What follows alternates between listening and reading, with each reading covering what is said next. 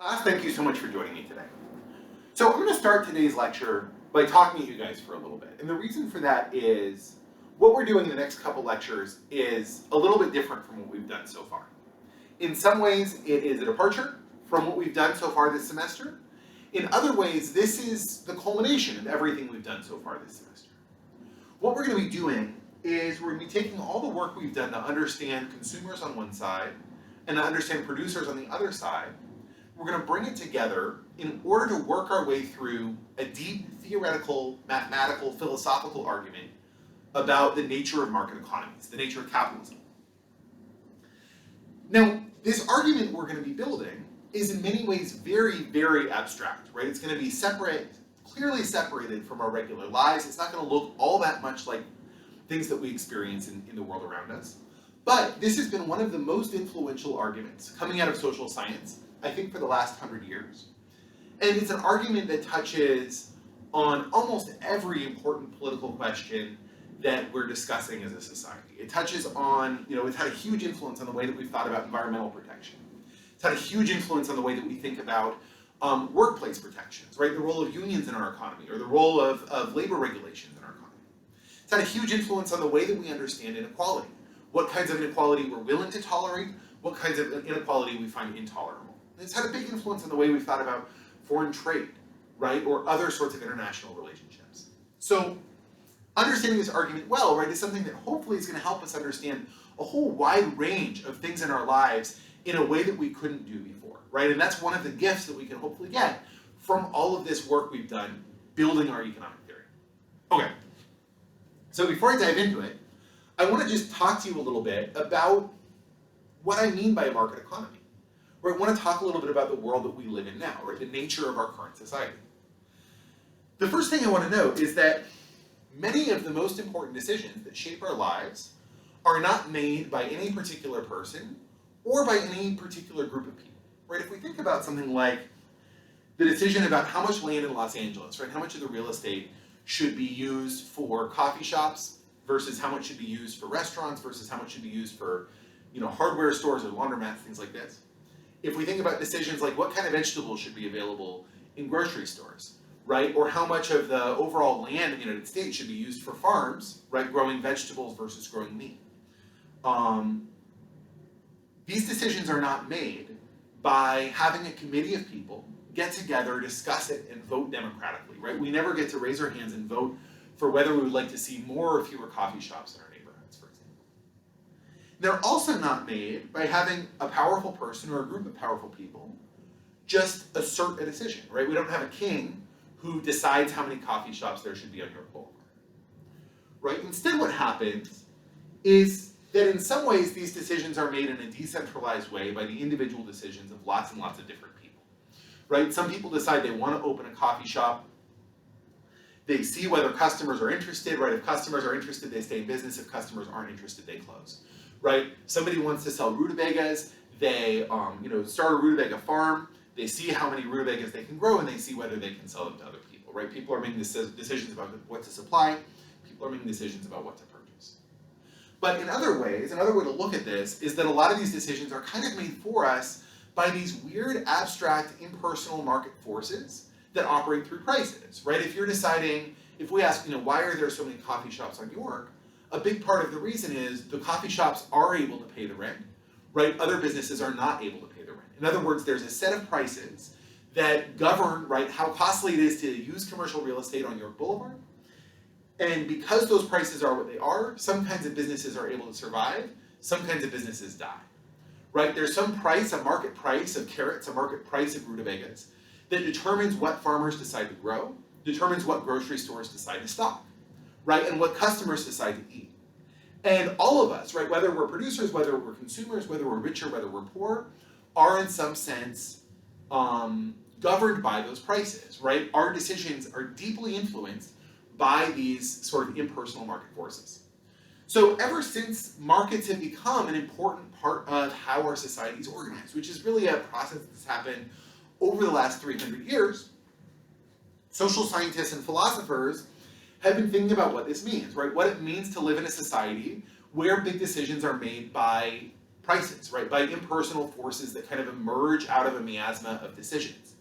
People like Karl Marx or Karl Polanyi have looked at this and said, this is terrible, right? This is a disaster. We have these forces that push us in bad directions, and all of us as individuals are powerless to fight against them, right? It drives us off the cliff. And we have people like Adam Smith looking at these same forces and saying that this is really helpful, that these forces push us towards doing things that are not just in our own best interest, but are in some respects in collective best interest, right? That result in more wealth and more prosperity. So understanding this is really important, right? Trying to figure out what it means to have markets govern decisions is really important for understanding where we're headed as a society, whether the growth of markets is a good thing or a bad thing, whether we should try to encourage markets or restrain markets. Now, one way to think about this, right, one way to look at this is to ask, well, okay, well, if markets didn't used to be that important, now they are, right? How's that affected our society, right? What kind of world do we live in that's produced by these kinds of forces? And I think the answer to this is that we live in a world that's really weird. In many ways, this is the best time and place a human being can be alive. I really believe that. In many ways, this is true. Right? The level of prosperity, the level of wealth in our society is mind-boggling. Right? The kind of choices that we have are mind-boggling.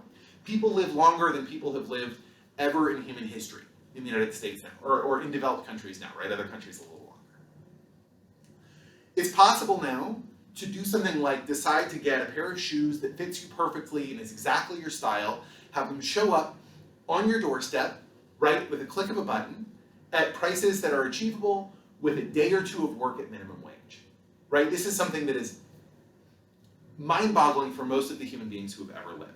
This level of material prosperity, right? We have access to more information, more entertainment, right? More ideas, more communication, connection with other people than most people have through all of human history. So in many ways, we can look at the history of the world, we see the development of markets, and we see this as this incredible moment where people become wealthy in a way that had never happened before in human history, right? Ordinary people.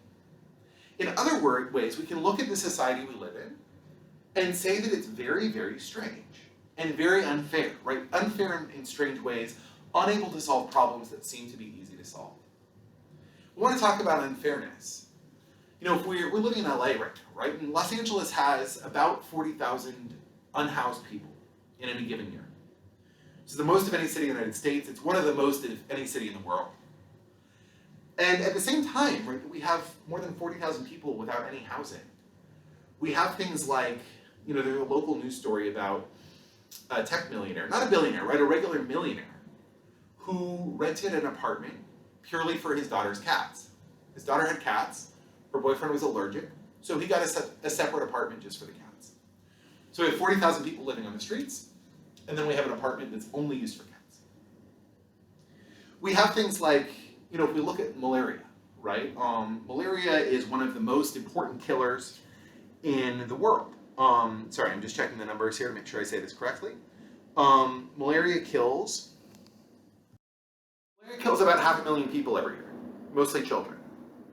And it makes about 200 million people sick every year, which means people are less able to work, right? Less able to provide for their families, are sluggish, are sick, are poor, right? It's one of the major contributors to poverty.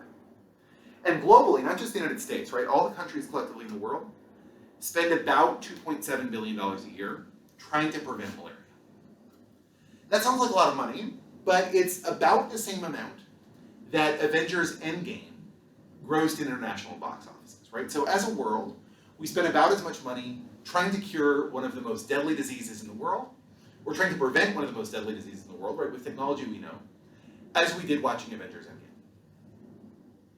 It's also about a fifth of what the United States spends every year on cosmetic surgery. So if we look at the kind of decisions that the market's made, right, they allocate housing to cats, they allocate a lot of our medical spending, right, to cosmetic surgery over malaria, allocate our overall consumption in the world, right, towards entertainment over solving major social problems. We also look at, right, problems that seem solvable, that are difficult to solve in our society, right? We look at global warming or other environmental problems, and we see things where all of us expect to pay huge costs, right? Suffer higher rates of asthma due to pollution, potentially suffer the loss of, agricultural productivity of coastline, et cetera, over the next 100 years as a consequence of global warming, and yet are unable to coordinate to reduce the level of pollution, right? To reduce the level of greenhouse gas emissions.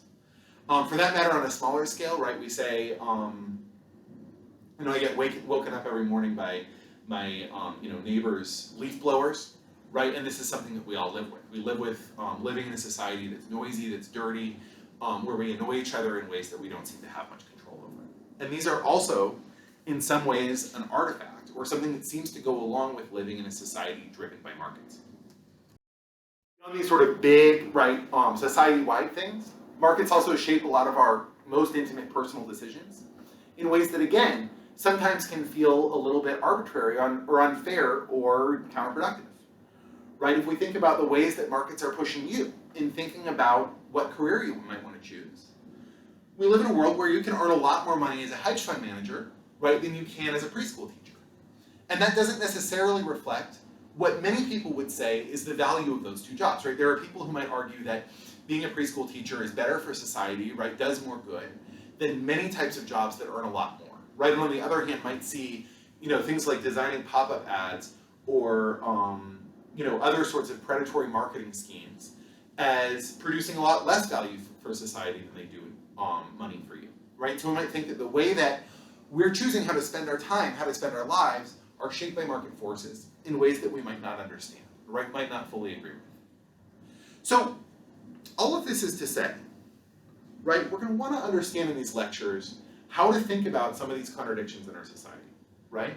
What are the ways in which markets and market-based decisions are going to push us towards greater prosperity, right, are going to help us help each other, are going to lead society to positive forms of organization?